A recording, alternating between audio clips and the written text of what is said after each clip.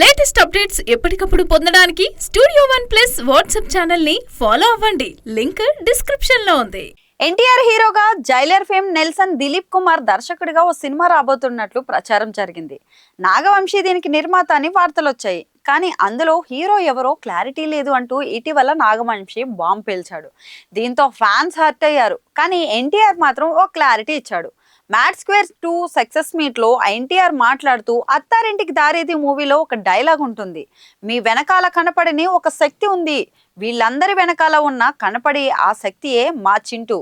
వంశీ ఇప్పటి వరకు అతనంత మంచి వ్యక్తిని నేను చూడలేదు. మాట కరుకు కానీ మనిషి చాలా అంటే చాలా మంచాడు. కాకపోతే బాగా సుఖపడిపోయాడు వంశీ. త్వరలోనే ఒకటి చేయబోతున్నాం, అది తన తర్వాతే. ఒకరోజు అవకాశం వచ్చినప్పుడు చెప్తాడు. కానీ ఆ సినిమా చేసిన రోజు మాత్రం వంశీతో అతనే ప్రొడ్యూసర్గా ప్రెజెంట్ వంటివి కాదు. వంశీ ప్రొడ్యూసర్గా పేరుపడిన రోజు, ఆ సినిమా మొదలైన రోజు మీ అందరినీ హ్యాండిల్ చేయమని అతను వదిలేయబోతున్నాను. నాకు సంబంధం లేదు. మీరు తిట్టుకోవాలనుకున్నా కొట్టుకోవాలనుకున్నా వంశీనే ఇన్ఛార్జ్.